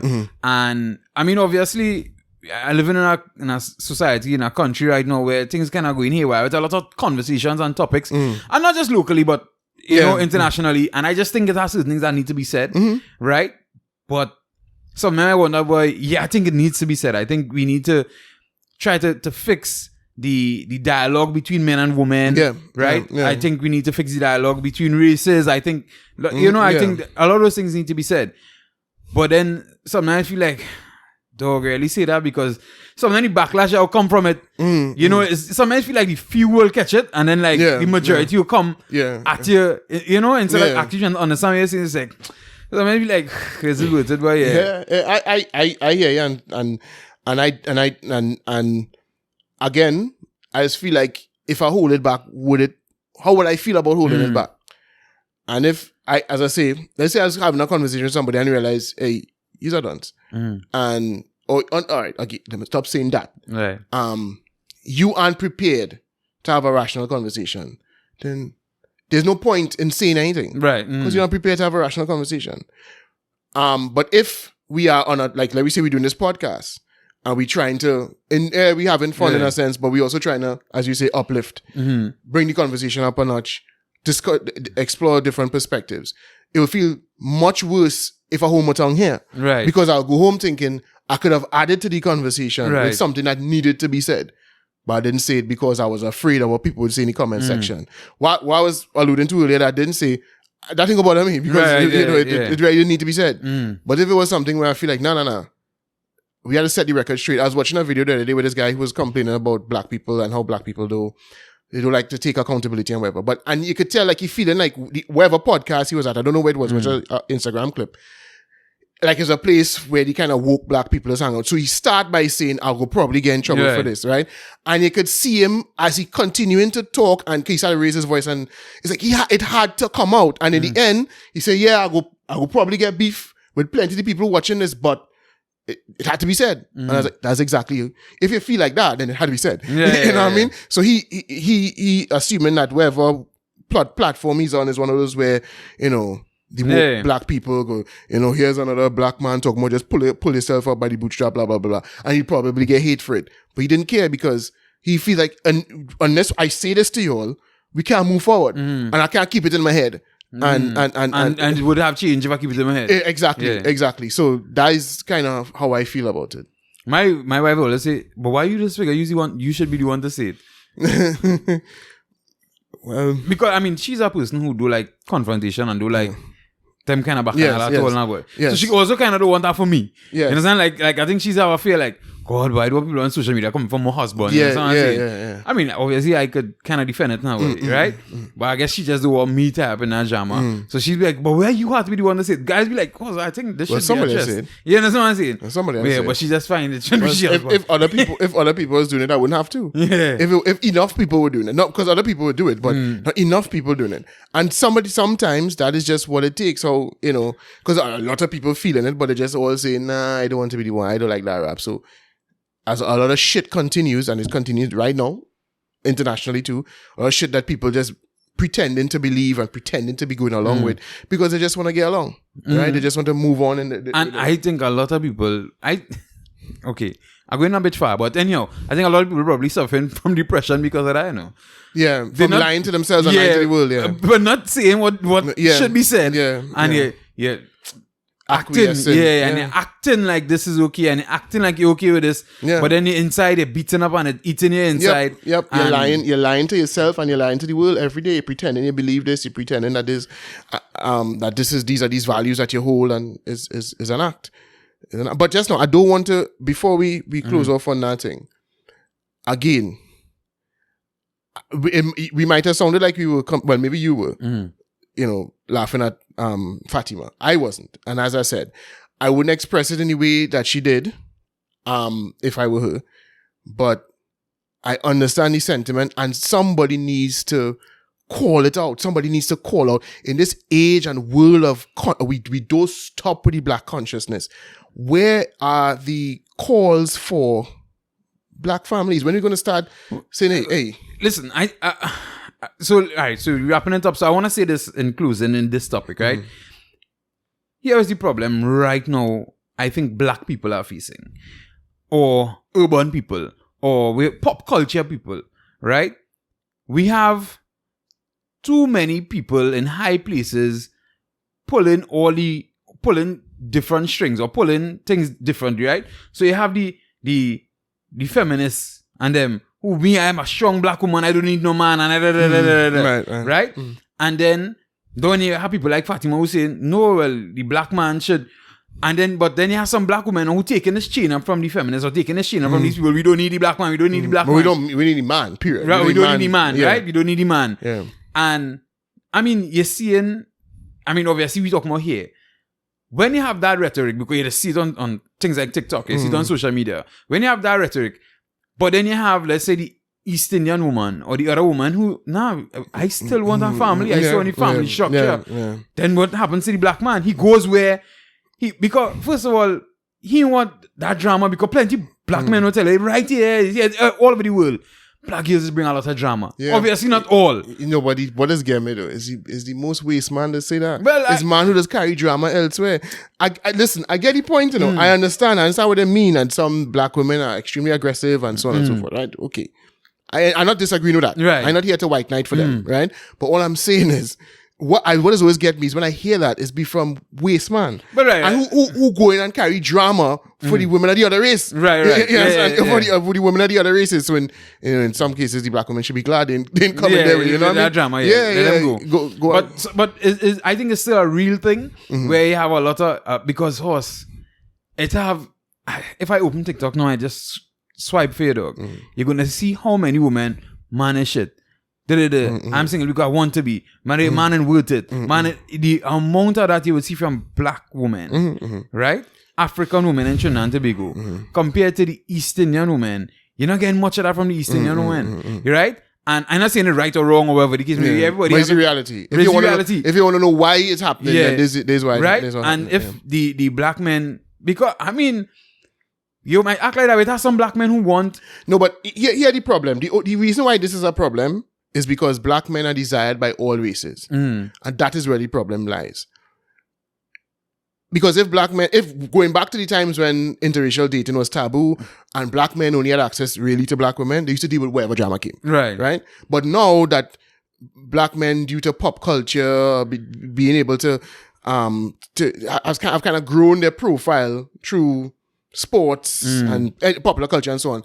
So now black men, white women will chase black men, Indian women will chase black men, whatever other race will chase black men. I mean, I'm not saying in the majority or but a black man has, especially if you live abroad, a black man doesn't have any limit to where he could go, but women do. Right. And men of other races too, because white men are not necessarily, that might be true. Or it's waning. When we were younger, all of the major stars were white and that's what all the girls used to drool over. But I mean, that's not really, it's very rare that is the case now. No, no, they like Michael B. Jordan. Dexter I can't figure that one out, but I not woman to figure it out, right? So now Dexter Daps is a thing, right? Not only Brad Pitt and Tom Cruise and whatever, and that's like the top notch white man, but the average white man, no, most black women aren't sitting down there dreaming of some regular old guy called Blake. You know what I mean? They're not. And I don't mean to sound disrespectful, but I don't know of a lot of black women who have a preference for East Indian men. Right. Again, not saying it don't happen, right? But I'm just saying we don't see much of it. But black men. There are white women who only date black men. You know what I'm saying? Yeah. So people of other races who only Kim Kardashian. Well, if it was she alone, it would have been it would not be nice to you, because how much man she could pass through. Well, I know she and she sister and them trying. They're trying, but there are a whole lot of them. You understand what I'm saying? And so that is why it has become an issue, because the black man has an option, right? And as long as we could complain, or black men could complain that, is the black woman's mentality and her attitude or whatever. But as long as we keep seeing them as some kind of upgrade and we have access to them, they will always keep going that way. They will always keep going that way. They will always keep, because if you already have the preconceived notion that straighter hair and lighter skin is somewhat better, is a cut, is a flick, and the straight hair and the light skin, they're offering it to you. It's accessible. Which was one of the big debates there with the Venezuelan women, apparently, because that was a big topic as well, where they were saying that, the Venezuelan women coming and taking the Trini men. And obviously, I mean, for many reasons. One, they had the light skin and the straight hair. And they in problems financially. Right. So, and on top of that, they have the light skin and the straight hair. And they have the body attributes that the pure Caucasians hardly have. Right. So they have the shapelier figure and that kind of thing. So the drawbacks you would normally find with the straight hair, I say drawbacks, but the body formation, you know what I mean? That you normally find, you don't have that issue with just Latin women in general now. So they would have an advantage, coming into the market per se. And for men who for whom that's their preference. Yeah. And like you say, they're in dire straits financially, so they could be easily controlled. I mean, when a man going out a woman who could barely speak the language, it tells you something about a man. It says what he really looking for. Yeah, because I mean, how much communication you going to communicate? How much talk you going to talk? No way enough for conversation. Exactly. So you know what his mindset is. And when I say it's not just purely, sexy looking for, but he not looking for no soulmate, bro. Yeah. You know what I'm saying? He looking for a woman who will be home when he come home and will, basically make his life easy, let me call it that way, put it that way, until he get home and then he want to pick up a gun and shoot people. But, before that, he thinks his life is easy. So how you go compete with that? How you go compete with them? You understand? For a man like that? Yeah. So the thing is, in the whole scheme of thing, to wrap it up, let's just take all the time, go there, be careful, have conversations, and we can work it out, man. You gotta try to mend defenses, true. Right? But some all need to start looking outside of if all they feel like black women, if you all feel like you're not getting the respect you deserve, then don't afraid to go outside. Yeah, and why you want to beg people to accept you who don't want to accept you? But I guess some of them would say, listen, if it just do happen, I'm not feeling nothing, I don't get no spark with the rest of them, then it's tough, because you can't force yourself to like people, Well, true, you know what I'm saying? You can't force yourself to like people.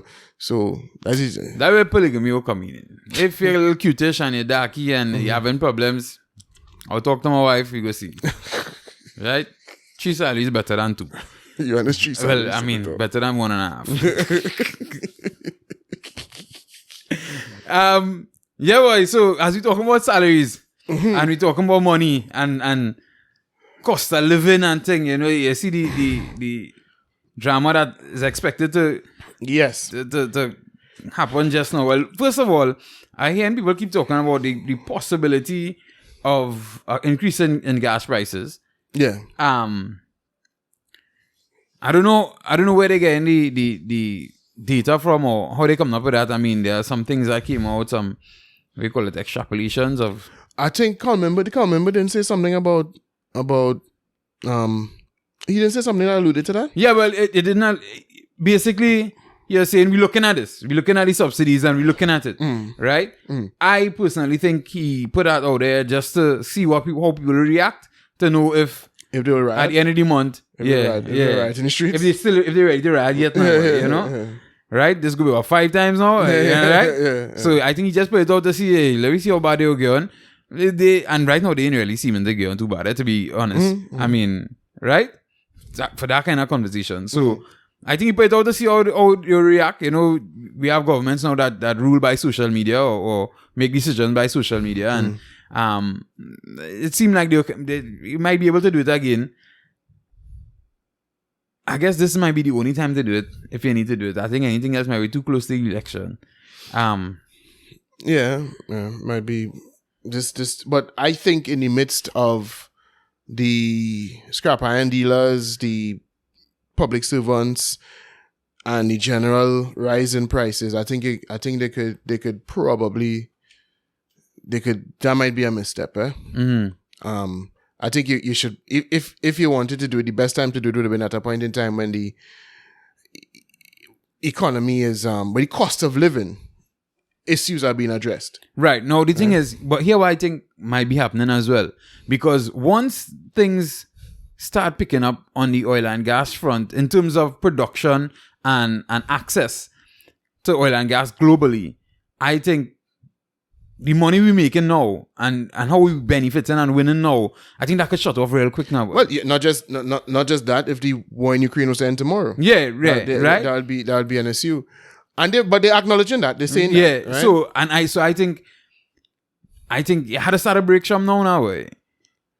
Well, listen, and the reason why I wanted to point to this was because Budget Day has been announced. Budget coming the 26th of September, right?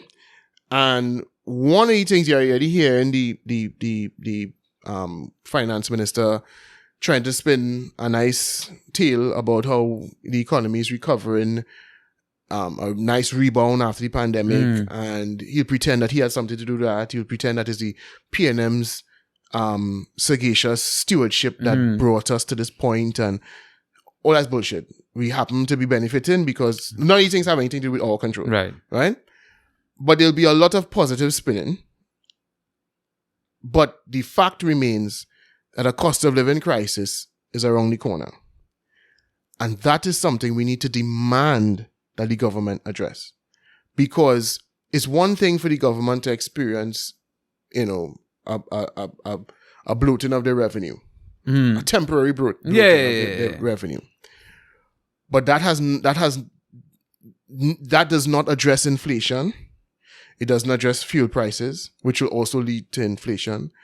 It wouldn't address stagnant wages, and that's what's going to cause the cost of living crisis that we're going to experience, and I need to hear the government. Now, let me just read a few things from the article. Right now, this is actually interviewed this guy once when I was on radio. Valmiki Arjun. Right, he used to be in the corridors a lot. Right, back in the day. Right. A sharp fella. He's not the best, he's not the easiest person to interview because he's going into real details. And I don't think he understands that the average person he's talking to isn't necessarily, a doctorate, holds a doctorate in economics, but so be it, right? All right. As expected, much of our economic fundamentals at the macroeconomic level have largely improved given the surge in energy prices. With a total deficit of over 64 billion in the last 6 years, averaging 10.7 billion annually, it is highly favorable that the deficit has narrowed to a projected 3.7 billion, the lowest fiscal deficit since 2012. So we are finally addressing the balancing of the budget, right? And largely due to the fact that we have increased revenue. He attributed much of this to the increase in taxes on income and profits, which usually account for over 60% of the state's earnings, increasing by approximately 12 billion since 2016.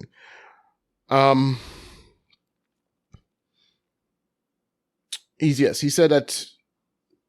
He mentioned that TNT would have benefited a little bit more from the increased energy prices if the Atlantic Energy's Train 1 project had operated. But he goes, this is where it gets interesting. It does not change the fact that there's a deepening cost of living crisis, more so for those in the middle to lower income brackets. He said, while TNT's inflation rate of 4.9% remains lower than many other economies like the United States and the United Kingdom, inflation is a percentage change in prices from one period to another. So the point he's going to make here is that even when the rate of inflation slows down, it still means you're dealing with higher prices. And you're going to continue to see higher prices for years to come. And if you do not have wages that outpace the inflation, then obviously you're going to have to start to make decisions as an individual as to what you're going to cut. And these price increases have the potential now to put people in the position of, okay, am I going to pay my bills or eat? Am I going to put fuel in my car or eat? You understand? In Europe, they are now having to make a decision whether they heat their homes or they eat. You know what I mean? So when you have a cost of living crisis, essentially is when you have a large portion of the population falling below an acceptable line, essentially, of living. And if these things persist, because the government garnering more revenue from high energy prices, they could stabilize they could inject some money into the stabilization fund. Yeah. They could provide a little welfare safety net. But if you don't use it wisely, you cannot necessarily generate the kind of activity that allows for wages now to outpace inflation. Which is one of the things I noticed in this conversation here, which, I mean, I don't know if he's the person to bring it up, but I'm not hearing or seeing anything about how we're going to invest to bring in more money or to bring in more revenue, whether it be in diversifying the economy, which obviously we know, for people who understand this thing, it's going to take over 10 years to diversify. If you start now, it'll take about 10 years before you could reap the real rewards and profits from that, right? I wasn't seeing anything about that in the conversation. Well, but that's the thing. It's not just about what government could spend, government making money and how they spend money. How they spend money is important. And like I say, if it is that they can improve welfare payments to help the poorest of the poor who are being hit by this cost of living crisis hardest, if they could help give them money to help, then yes. But finding a way to do that, to inject enough money to that, to keep everybody afloat while not contributing to the inflation yourself, that's a very, that's a very dangerous line, or very, difficult, what's called those things?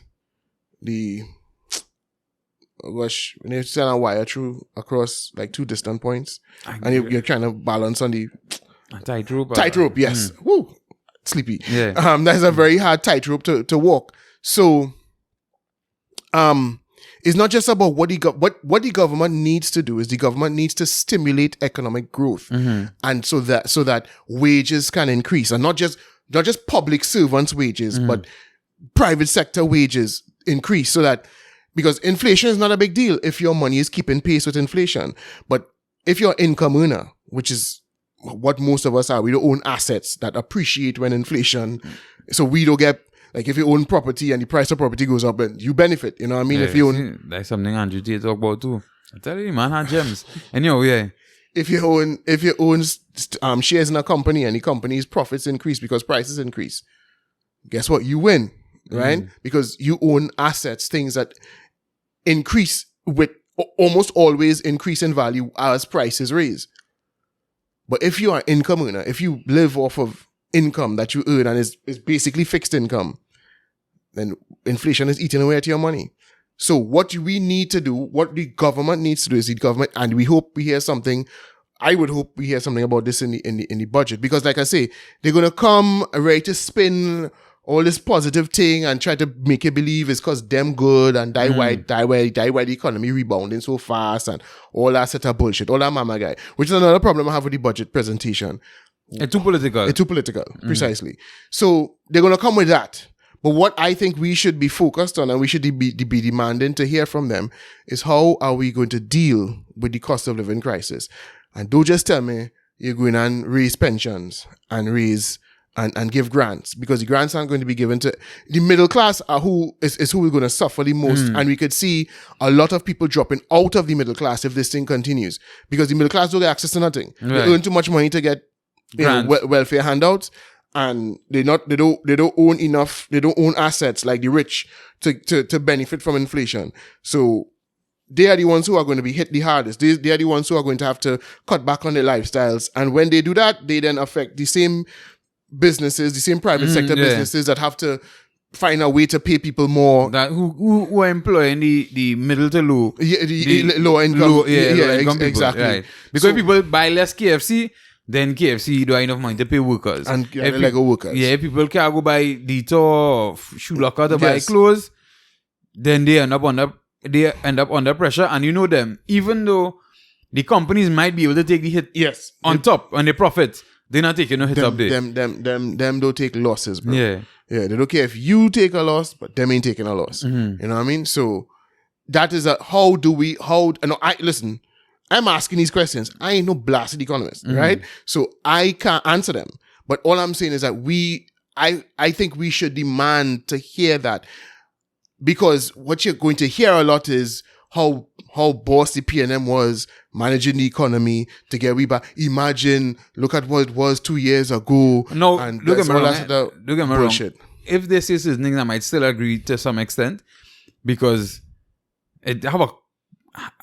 I would say a high possibility that if the other group was inside there and we start to see some money, that they might get a little while and spend while. No, but which might have worked when you're thinking about it, because you put money back in the economy, which could lead to inflation too. But anyway, it would have put it back into a certain sector of the economy, and a certain set of people would have benefited. But my issue isn't that the other side would not do worse, but what I'm saying is the positive picture or the improvements in the economy that have been made, we don't know. I can't say that that's a lot to do with them. But he will come there to sing their praises whole day and sun up to sundown. No, but you know they will put in if the members on the other side was here. Yes. You understand? Yes. Or the last time when we saw this kind of money, the people on the other side were in power.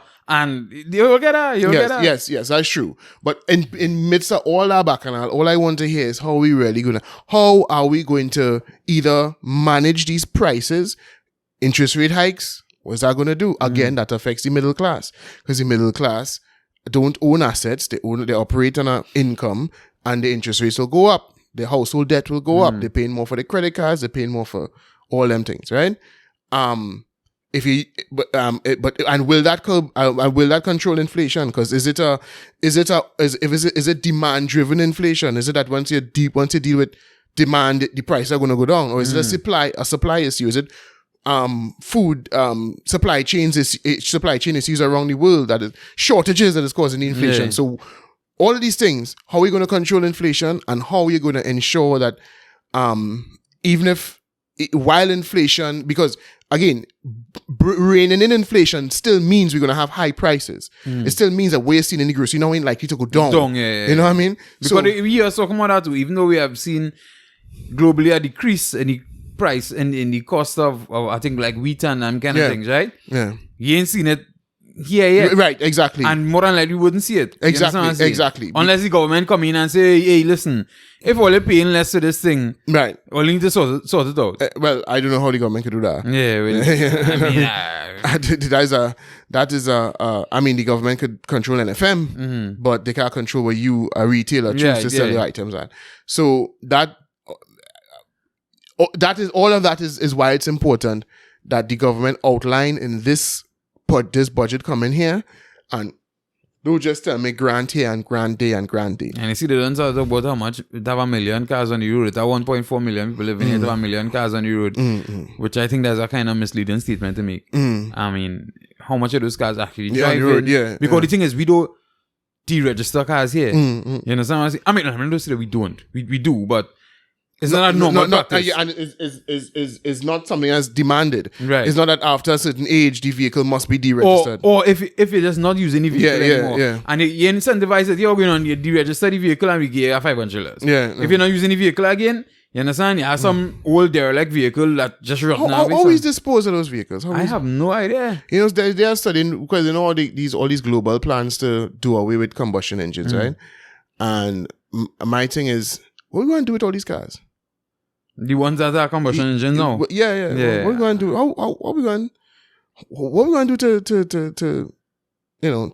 get rid of those cars? How are we going to do that in an environmentally friendly way? What are we going to do with those vehicles?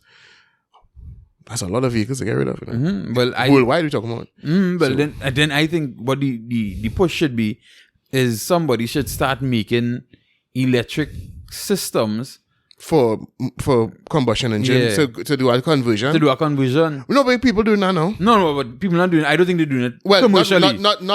But they're trying to, because it's a very expensive process. Yeah. So what they're doing is they're trying to work on it to make it more cost effective. Yeah, because I know people doing it privately. Yeah, but but what they're doing it, but in the hope of finding ways, improving it so they could bring the cost down. Right. Yeah, they're not just doing it because I'm a car man and I want to do that on my own car. No, people are doing it with an eye to making it a business. Right. But they could only do that if they could make it profitable.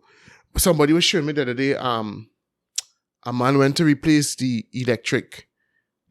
battery on his Chevy Volt in the States, dog. Battery cost $13,600 US. That's not like more than the price of the car, dog. Wow. $13,600 the battery cost on that. And I don't think I have Chevy Volt. Volt, sorry. The most that car could be is $22,000. Yeah, that was saying, but probably the most. Because it's an electric vehicle, so it wouldn't be like a normal sedan. Yeah. It wouldn't be like the Cruise or whatever it's called, the Cruise over there, right? So no, you say it could be more than the vehicle. Yeah. I mean, but I've been facetious, but still $13,600 it cost, and he posted and he's like, yeah, buy a Chevy Bolt. That's a good Volt. Whatever, I keep saying Bolt. I thought that was a good idea. And now you see he posted the invoice now. $13,000 for a new battery. You know? But I mean, but even if you look at some of these hybrid vehicles here, US, you know. I mean, no, but I'm saying, okay, let me just say right now, if you were to buy a foreign news aqua, right? You buy a foreign news aqua, you say pay $55,000, and you had to buy a battery at $14,000. The brake system is $7,500. The water pump is $3,000. Yeah. You know, all these things are very specific to the hybrid. To the hybrid. Yeah. You're almost reaching the same price you pay for it, you know? Yeah. Well, yeah. Those things right now are extremely expensive. Yeah. All those electric and hybrid parts. Yeah. At this point, they're still very, very, very expensive. Yep. And I mean, there are efforts to sort that out, but no amount of mining for lithium going to necessarily bring down that price in a significant way. So you're wondering, all this jackass talk about converting going green. How is it going to be possible? How are you going to get these small rebates in the UK? I think is £1,500 again, but the electric versions of the vehicle are like £4,000 more than the normal. You know what I mean? So you give me a £1,500 rebate. What does that do for me? You know what I mean? And I mean, even right here, like a lot of people who have aquas here by now how to buy batteries. And I think that is what's increasing the theft of these vehicles. Right. Because people thieving them to parts them out and sell the parts. Because plenty of the parts expensive. Right? But I don't know if the government need to probably assist in not taking duties and taxes on the batteries. Because I mean you don't have it on the car. Yeah. Right? Obviously, but I don't even want to push it out too much because then they will say, well, how are you gonna make money? Like at what point you will make money, right? Yeah. But I don't know, it's something that the economics of it not making sense, adding up. But people are going gung-ho into it. And I don't know who it benefiting, bro, but it clearly is benefiting somebody. I had a little battery scare last week in my hybrid, and I make up my mind, what if it push come to shove? Converted? It's full gas, Yeah. Because that 14,000. You want to change your brain? Yeah. But that 14,000 though for the battery. And as I say, there's a series of parts that tend to go bad. Yeah. Along with it. Yeah. So it's to scrap the brake system, so you don't have the regenerative brakes again. Yeah. That would be cheaper. Right. Yeah. You need a smaller water pump because it's less cooling. But the thing is, now if you go with a whole different engine, right? Because just go with a normal Toyota engine, right, that have its own water pump, its own right, that could run you a good while, right? You understand? And I guess plenty. You go a real room. You got plenty choices because you got a real room under the hood now, right? So with the battery and the engine going. You gotta do a full conversion. So I don't know. I say that's the option I would probably look at if push come to shove. Because at the end of the day, even if you buy a brand new battery, I'm looking at a brand new Toyota battery online on OEMparts.com. They have a sale right now, so the battery is like $2,000 US, but that battery heavy. OEM paying me, right? Right? Yeah, go ahead. Well, just so the people who there might want to know, yeah. I sure we're gonna pay $3,000 to $4,000 to clear it, right? How much is it? Is it? $2,000 US. Right. Yeah, so it could be more than that, but we just saying it's a pretty heavy battery as well, so the shipping and whatnot. Yeah, so you could, if you want to go with a Toyota battery, you could look to pay 16,000 to 18,000. And a conversion probably costs about 10 grand. Yeah, hopefully. Depending on the engine and how much bracketing had to be done. Yeah, or if they could probably use back the engine, but just change the transmission with the whole hybrid system on it. Yeah. You know? Because somebody else may could put in and then when I change the gear selector on a thing. Nah, you could run back. Yeah. Because they're telling me you could use that thing from the 141 Corolla or something like that. Anyway. Yeah, but the point is there are a lot of things going on, a lot of things that we have to look at in this whole drama and scenario in terms of economics. People, yes. And we need for the government, I keep saying this, to address it. And I hope, and listen, they only respond to what we call for, right? I see that last week I was calling about how they don't have, I hear nobody talking about the situation in Europe with the energy crisis. And I see 3 articles between then and now. Yeah. So, you see, we making a difference with the podcast. Exactly. We making a difference with the podcast. We reaching somebody listening. Right? Nobody could convince me that a coincidence, right? It's me that hears that. Anyway, so, if they're listening, give you a little less gimmicks and a little less, beating on the chest and say, hey, listen, these are the things we're going to put in place, and not just a $50, $150 rebate on your tea and tech, but nah, them thing, we are asking you, prices have gone up exponentially and they're not going down. Mm-hmm. Salaries are relatively stagnant for most. How are we going to address that? How are we going to improve? How are we going to spur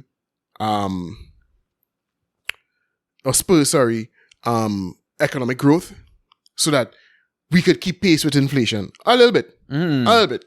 If we lost a little 0.1% of the value of our money each year, it ain't right. It ain't right that should happen. But I could deal with that.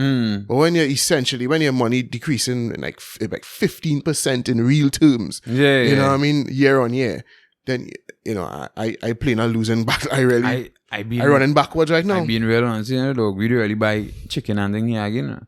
What's the price of chicken? Get real expensive, dog. And I can't live without chicken. I can't live without meat. Yeah, nah. I mean, something I really like too. So we buy and we function with what we could function with. My daughter don't really eat meat, thank God. My wife, she like, she could eat food without meat. But I really like my meat too. But I can't function. So now we kind of starting to adjust a kind of way. You understand? I haven't started to do that. Maybe I should. No, I should. Not maybe. I should. We have certain support systems in place that we ain't really feeling it like that yet. And to be honest, we probably don't even cook as much as we should anyway, right? Which is a bad thing in the first place. But I can imagine what I would do if I had to cut down on meat eating. Because meat, not just how much I like meat, but meat is one of the few things that agree, right? That agrees with me. If I eat a meal without meat, I would not feel full. Right. It'll be harder for me to feel full. I would overeat on the carbs. I would, I'll cause all other problems. So meat is as a kind of, so what I might quicker change to a diet of only meat. Right. You know what I mean? Than cut down than eat other things and cut down on the meat. So it might be, okay, well, I'm doing nothing else. And we want to challenge him with that. Jordan Peterson's daughter did that and fixed a lot of her ailments. Well, she ate that and greens. No, actually, she gone full beef. Yeah, full beef. Nothing else. But that's not what she promoted at first. Yeah. What she said cured him, because remember, he had his issues there. Yeah, it was just meat and greens. Nah, but this hot situation, right? She alone, because apparently she had whatever. Yeah, she had some, I think it's some kind of autoimmune illness. Yeah. Right. But at least when the first diet I heard her promoting was a meat and greens. Yeah. Right. Well, I guess if she go on full carnivore now, then yeah. No, but plenty of people only. I know people personally who only eat meat. Yeah, who only eat meat, nothing else. Drink water, eat meat. If I could afford to do that, I would do it. No, but I mean, if I have to, I would. Yeah. And like, if you tell me, well, would you cut down on meat and eat the other things? Or only eat meat, I'll only eat meat. But I wouldn't want to, bro. That would get real. Dog. Listen, I telling you, I really love meat. And I could eat meat alone I say I'd be able to afford it, because the gap that the carbs is gone. No, but that's not true, you know. It's cheaper because, like, for instance, the other day when I was having real dread digestive issues and I had to really be careful what I was eating. I was only eating meat for lunch, right? And what I was doing was buying a half a rotisserie. A half a rotisserie is $28 in, what do you call them? I feel like price is going up now, Anyway. That's just the other day. 28. Oh, let me see $30, right? That is a meal. Right. Where you could get a meal for $30. Well, true. You know what I'm saying? And I ate that and would feel fine. Because remember, what does make you feel hungry is the shit you eat, eh? Yeah, I know that. So if you eat carbs, and then the carbs burn out fast. It's tell you one more thing, but exactly. You know what I mean? Yeah. So if I eat, let's say I didn't cook it myself and I decided to eat out every day, I would probably spend about $60 in chicken. So if I ate that and just drank water, that wouldn't be that, costly. And you wouldn't really feel hungry, but you would get cravings. Right. Like, whoa. Like, whoa. And the problem is, you could go for 2 weeks, but it's cool, boy. You've started to drop weight, and then you go, says, let me get a little piece of that pizza now. And then you take that bite, bro. And you want to buy a whole stuffed crust for yourself. Yeah, I mean, you go and you buy a hag and that's half pint. Yeah. You know what I'm saying? So, because once you reach, you keep your body away from them thing, once you can't take a little bite, when that sugar and carbs come for you. Pressure. Like drugs. Yeah. Yeah, we should look to wrap it up. We on the 2-hour mark there. Is there anything else? Feel you want to touch on? No. Cover most of it there. Yeah, we cover everything there, man. Pretty well. Fine, we do Fatima a disservice, man. We could we had to flesh that out a little bit more. I don't know why I'm feeling like but no, not now. No, but I think I definitely I want to see what Fatima look like. I want to. Where's your scene? Nah, let me tell you why. You know, it have these white people who just want to war white people in the States. I want to hope that Fatima is not an Indian person. But she keeps saying us. Yeah, well, I know, but these white people say us too, like if they're black. Nah, I don't hear them saying that. I know they would pretend to be more offended for black. Because the one thing they would not want to do is to us.